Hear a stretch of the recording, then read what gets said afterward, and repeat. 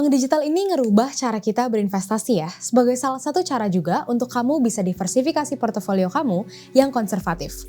Makanya di video kali ini kita bakal bahas bank digital apa yang paling cuan, tapi seperti yang kalian selalu ingatkan ke tim research kita, saat kita presentasikan ke publik, kita nggak boleh cuma bahas cuannya aja, tapi juga potensi resiko yang dapat terjadi. Soalnya walaupun ada bank digital yang bisa ngasih 7-8%, teman-teman juga harus paham resikonya apa di balik gains itu. Dan disclaimer, profit taking dari instrumen-instrumen yang belakangan ini lagi pada all time high, mau dari S&P 500, IHSG, dan juga Bitcoin, itu pasti tentunya nggak salah ya. Tapi portofolio konservatif ini bisa jadi salah satu peluang untuk kita mendapatkan kesempatan di momen-momen krisis yang dapat terjadi nantinya. Jadi di video ini, aku bakal bahas perbandingan bank digital. Di sini tim Research Overpost udah ngelakuin eksperimen pakai 5 bank digital yang berbeda.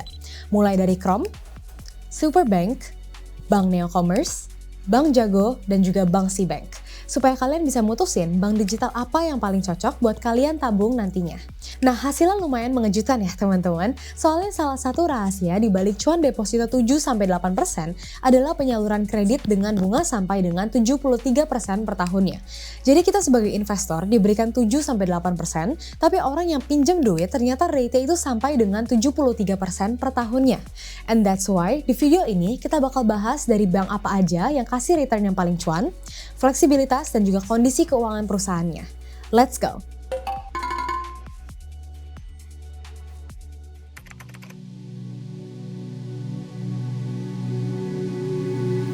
Secara prinsip, cuan kalian dari deposito itu kebagi menjadi dua, yang ditanggung oleh LPS dan yang tidak ditanggung oleh LPS.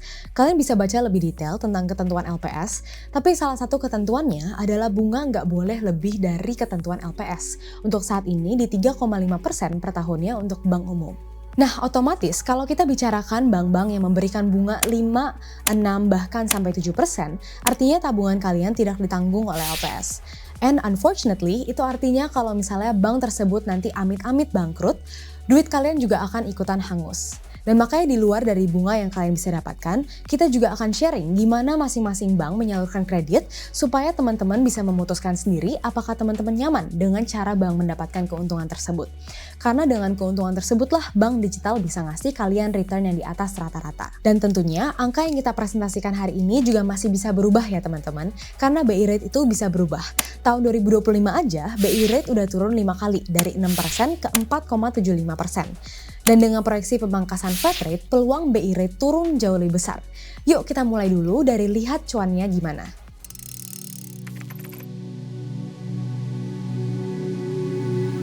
Untuk cuan, kalian kebagi menjadi dua, tabungan dan juga deposito. Nah, apa itu bunga tabungan? Bunga tabungan adalah bunga yang kalian dapetin dari rekening tabungan utama. Jadi kalian nggak usah deposit, kalian nggak usah ngapa-ngapain, kalian langsung dapat bunga. Ini jelas beda ya sama deposito. Soalnya kalau misal deposito, biasanya kalian ada jangka waktu tertentu yang kalian harus komit, atau dalam bahasa yang lebih mudah, kalian harus lock. Mau jangka waktu hitungan hari atau bahkan sampai hitungan tahun. Sedangkan harusnya saldo tabungan kalian pasti kan akan naik turun sesuai dengan penggunaan ataupun pemasukan kalian setiap harinya. Secara persentase, bunga tabungan Cbank dan juga Jago itu di 2,5%, Neobank di 4,25%, Superbank di 5%, dan yang paling tinggi 6% di Chrome. Tahun lalu Overpost pernah bikin perbandingan digital bank ya, dan ternyata sebagian besar digital banks yang kita research itu bunganya sudah turun. Dulu Superbank di 6%, sekarang jadi 5%, Cbank di 3,5% dulu, sekarang menjadi 2,5%, dan kalau misalnya Bank Neocommerce masih sama, stay di 4,25%. Dan jangan lupa juga, bunga tabungan dan juga deposito itu dikenakan pajak 20% ya teman-teman. Jadi kalian tinggal adjust aja persentasenya.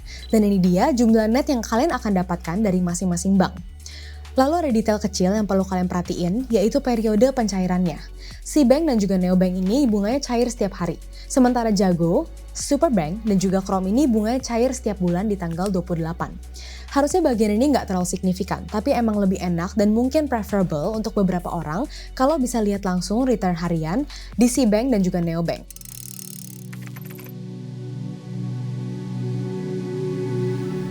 Next kita bakal bahas deposito. Adanya bank digital ini benar-benar ngerubah produk deposito pastinya ya. Dulu itu umumnya kalau deposito dicariin lebih awal, kita bakal dikenakan penalti. atau bahkan nggak bisa dicairin sama sekali. Harus ngikutin komitmen ataupun lock pada awalnya. Kalau sekarang, kebanyakan deposito dari 5 bank digital ini bisa dicairin lebih awal. Bahkan kena penalti juga akan tetap dapat bunga, walaupun bunganya tidak setinggi kalau sesuai dengan komitmen awal. Nah sekarang kita bakal bahas deposito dari masing-masing digital banks. Pertama dari Bank Superbank. Bunga deposito Superbank itu dibagi menjadi dua, yaitu deposito di atas 1 miliar dan yang di bawah 1 miliar. Deposito Superbank ini lengkap opsinya, dari short term banget yaitu 7 hari sampai dengan 1 tahun. Buat yang di bawah 1 miliar, bunganya 6% untuk 7-14 hari, dan sebesar 7,5% untuk yang 1-12 bulan. Sementara buat deposito di atas 1 miliar, jangka waktu 7-14 harinya juga sama di 6%. Dan menariknya sebesar 6,5% untuk bulan pertama sampai bulan ke-12. Ini seakan-akan mereka memberikan sinyal bahwa nabungnya di bawah 1 miliar aja kalau di sini. Gue kasih bunga lebih tinggi deh. Deposito mereka itu mulai dari 500.000 aja, dan penaltinya untuk early redemption adalah bunganya hangus. Jadi misalnya kita udah nabung 1 bulan, kalau kita cairin setelah setengah bulan, ini kan seharusnya udah ada bunga. Nah, bunga inilah yang akan hangus nantinya. Kedua yaitu Bank Neobank. Mereka punya 2 produk ya, Flexi Time Deposit dan juga Wow Time Deposit. Flexi Time Deposit sesuai dengan namanya bisa dicairin sebelum dengan jatuh temponya. Dan penaltinya adalah bunganya turun menjadi 2%. Sementara untuk yang Wow Time Deposit, ini nggak bisa ditarik sampai dengan jatuh tempo. Buat yang flexi, tenornya yang paling pendek ada di 1 bulan. Bunganya di 6%.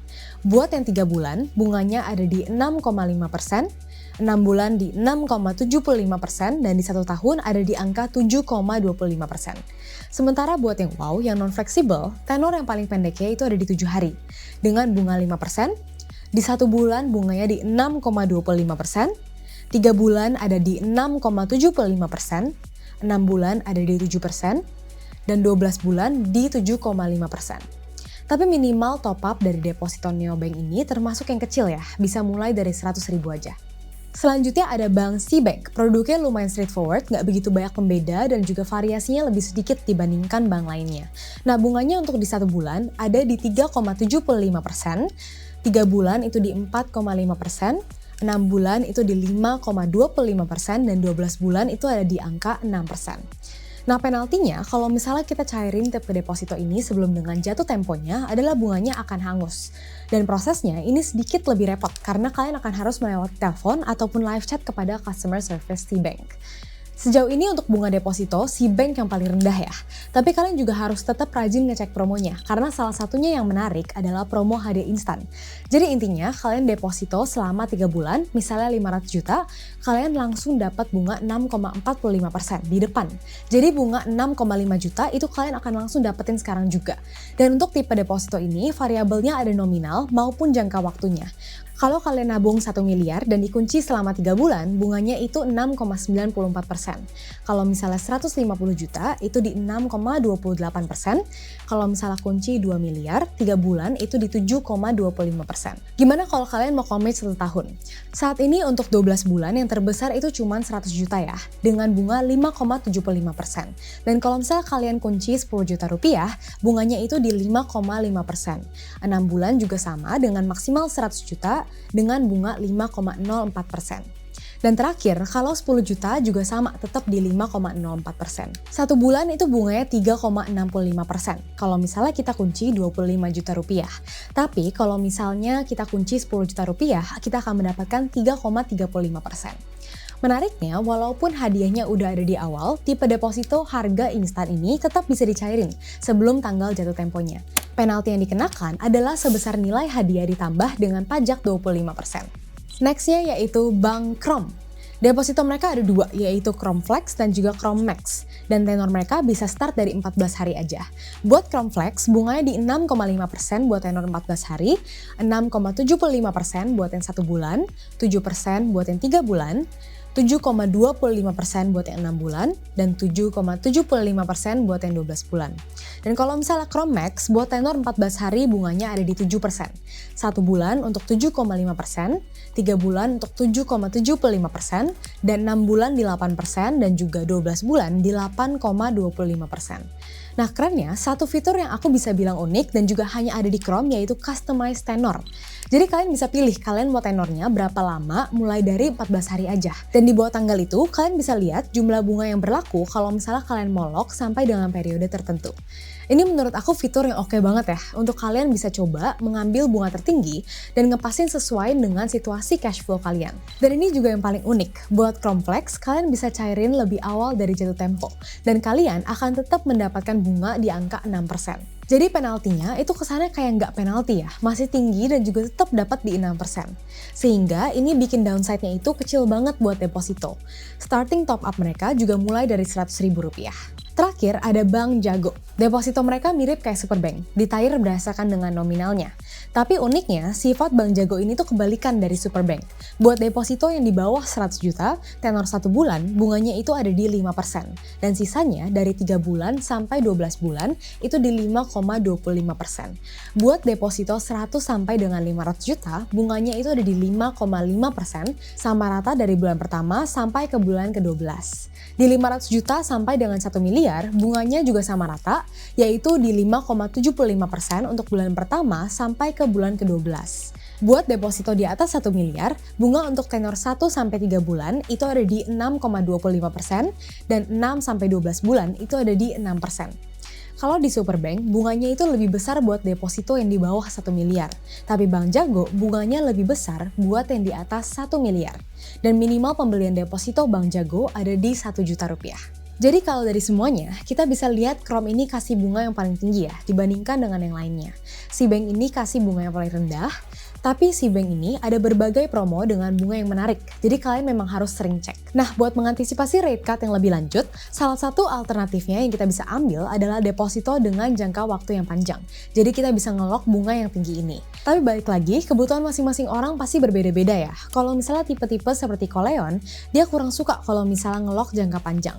Soalnya dia mau bisa deploy cash kalau misalnya lagi ada kesempatan bisnis, saham-saham IPO, atau kalau misalnya ada market crash.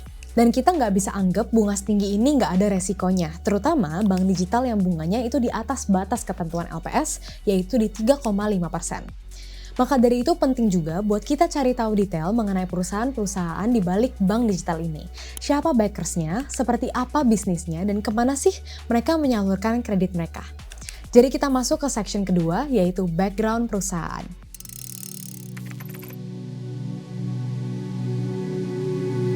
Nah, ada 3 hal yang menurut aku penting buat kita perhatiin.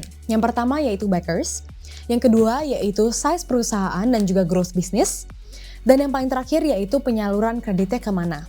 Kita bahas mulai dari backers ya. Beberapa backers dari digital bank ini nama-namanya cukup familiar di publik ya. Misalnya Cbank, itu backersnya dari C Group sehingga sangat terintegrasi dengan Shopee. Bank Jago itu backersnya Pak Jari Eng dan juga Pak Patrick Waluyo dan sangat terintegrasi dengan ekosistemnya. Mau dari Gojek, ke Bibit, ke Stockbit. Chrome ini, Koleon juga sempat pernah bahas, ownernya itu dari PT Finansel Teknologi Indonesia, owner dari Kredivo. Superbank ini punya grup Mtek, tapi juga ada kepemilikan dari Grab, Singtel, dan juga KakaoBank. Untuk Bank Neocommerce, ini dimiliki oleh Akulaku. Nah, gimana dengan ukuran perusahaannya? Apakah mereka masih bakar duit atau udah sehat sekarang? Kita memasuki kepada segmen kedua yaitu size perusahaan dan juga growth bisnisnya. Sebelum ngomongin secara rugi ataupun profit, aku mau highlight dulu mengenai size. Aku rasa banyak orang yang belum paham seberapa besar ataupun kecil perusahaan-perusahaan digital bank yang kalian pakai sebagai tabungan kalian. Nah, ini aku kasih datanya aja. Per Agustus 2025, jumlah dana pihak ketiga, gampangnya uang yang ditabung atau didepositoin oleh nasabah di Chrome, itu ada di 6,3 triliun. Superbank ada di 9,8 triliun, Neobank ada di 13,3 triliun, Bank Jago ada di 23,3 triliun, dan juga Cbank ada di 28,9 triliun rupiah. Supaya kalian paham konteksnya, apakah ini jumlah yang gede atau kecil, aku kasih pembanding lagi dengan salah satu bank paling populer yaitu BCA. Dana pihak ketiga Bank BCA ini di 1.160 triliun rupiah. 1 kuadriliun lebih, yang artinya bank-bank digital ini size DPK-nya cuma sekitar 0,5% sampai 2,5% dari Bank BCA. Dan ini penting untuk kamu tahu untuk mengerti logika di balik angka persentase tabungan yang mereka kasih. Size mereka masih sangat kecil, makanya sifatnya terbalik dengan Bank BCA yang nggak perlu agresif untuk tarik banyak deposito. Bunga Bank BCA ini sangat kecil dan nggak berasa. Koleon aja sebagai nasabah soliter ditawarinnya nggak sampai 2,75%. Dan sementara digital bank kasih bunga yang jauh di atas ini. Dan make sense juga soalnya BCA ini udah beroperasi selama beberapa puluh tahun ya teman-teman. Dan orang-orang yang nabung di BCA bukan nabung untuk mengejar return tertinggi. Sedangkan bank digital itu relatif baru dan mereka butuh cara untuk memperbesar DPK mereka. Nah, gimana dengan pertumbuhan size mereka?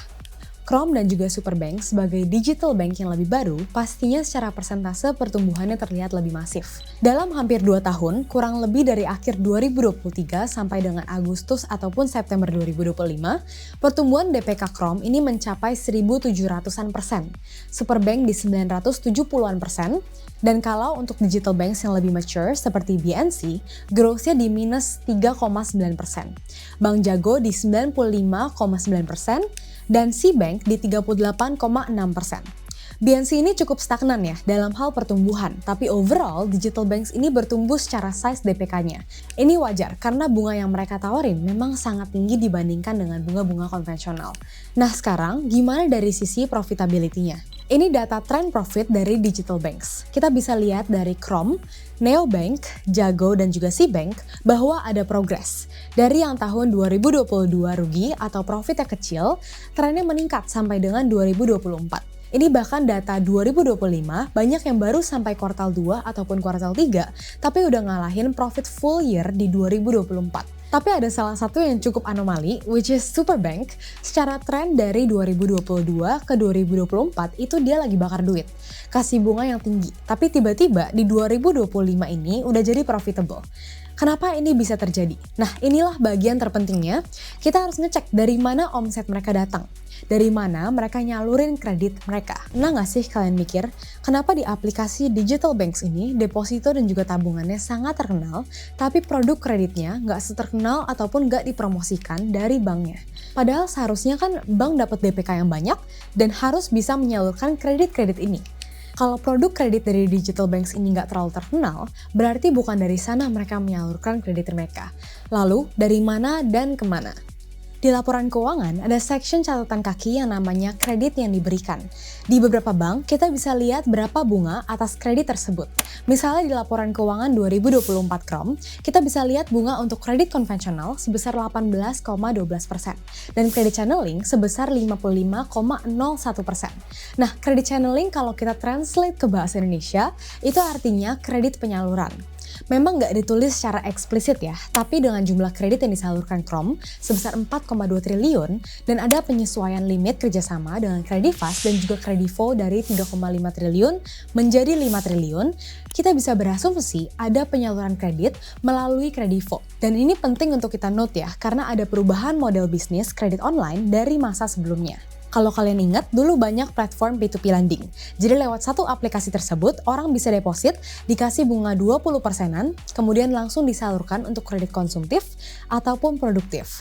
Namun perlahan, model bisnis ini ditinggalkan dan lebih banyak aplikasi pinjaman online yang memang menunya sekarang hanya fokus untuk peminjam, tidak ada opsi untuk deposit. Dan dari contoh Krom, kita bisa lihat, prosesnya ini ditambah satu langkah lagi. Jadi digital banks fokus mengumpulkan dana DPK, kemudian dana ini dioper ke penyalur, dan kemudian baru dipinjamkan ke end user. Jadi ini model yang lazim digunakan ya teman-teman. Misalnya Cbank, digital bank ini kan terafiliasi dengan Shopee. Dan di Shopee kita tahu ada produk SPayLater dan juga S-Pinjam. Di laporan keuangan Cbank tertulis ada perjanjian kerjasama pembiayaan bersama produk S-Pinjam dan juga pembiayaan bersama produk SPayLater. Di laporan keuangan Cbank nggak ditulis berapa bunga pinjaman mereka. Tapi kita bisa cek dengan produk mereka, bunga penawaran produk mereka SPayLater itu di 2,95% per bulan alias 35,4% per tahunnya. Dan S-Pinjam itu di 1,95% per bulannya atau 23,4% per tahunnya. Nah ini otomatis belum tentu jumlah bunga yang diterima sama si bank karena pastinya ada potongan dari sisi penyalurnya. Tapi intinya produk ini punya bunga yang tinggi sehingga kalian bisa tahu sendiri ya resikonya seperti apa. Untuk neobank juga sama ya, kita bisa nemuin ada Aku Laku Finance Indonesia, ini perusahaan dari produk Aku Laku Pay Later. Kita juga bisa lihat di laporan keuangan bunga dari kreditnya itu sebesar 69,18% per tahunnya. Untuk Bank Jago, ini case-nya sedikit berbeda. Salah satu mitra penyaluran kreditnya yang terafiliasi adalah lewat GoPay Later. Tapi yang menarik, penyaluran ini jauh lebih luas. Beberapa pihak penyaluran terafiliasi lainnya itu ada di BFI Finance dan juga ada kami. Selain itu, Bank Jago menuliskan punya rencana untuk menjalin kerjasama juga dengan Atome dan juga Kredit Pintar di tahun 2025. Nah, tim riset Overpost coba download aplikasi Ada Kami dan juga Kredit Pintar, dan ini tertulis ya, bunganya itu di 0,03% sampai dengan 0,3% per harinya. Ini berarti sekitar 11% hingga 109,5% per tahunnya. Tapi ini tentunya bukan satu-satunya sumber kredit mereka ya, karena balik lagi, ada juga dari partner lainnya seperti BFI Finance dan juga GoPay Later. Lalu Superbank ini yang paling menarik. Pada kuartal 3 2025, revenue dia itu naik 3 kali lipat dari kuartal 3 2024. Dan dari yang sebelumnya rugi, berubah menjadi profitable walaupun punya bunga tabungan dan juga deposito yang termasuk tinggi. Berdasarkan laporan keuangannya, kita bisa lihat partner channelingnya itu di Indodana, Rupiah Cepat, Easy Cash, Ada Kami, Ada Pundi, dan Julo. Tim riset Overpost juga cek beberapa aplikasi-aplikasi ini dan cek berapa bunganya. Beberapa kasihnya dalam bentuk range ya, misalnya Easy Cash bilang suku bunga hariannya kurang dari 0,3%, atau Ada Kami yang state dari 0,03% sampai 0,3%. Tapi ada juga penyalur yaitu Rupiah Cepat yang menuliskan bahwa bunga harian serendah 0,2%. Nah, angka ini kalau disetahunkan itu menjadi 73% per tahunnya. Kembali lagi, jumlah bunga ini belum tentu yang semuanya diterima oleh bank ya. Bisa aja ada potongan-potongan lain dari penyalur-penyalurnya. Mungkin ini juga salah satu faktor kenapa net interest margin mereka bisa naik ya. Dari 7,8% di kuartal 3 2024 menjadi 10,6% di kuartal 3 2025. Marginnya lebih tebal sehingga mereka bisa menjadi lebih profitable di tahun ini.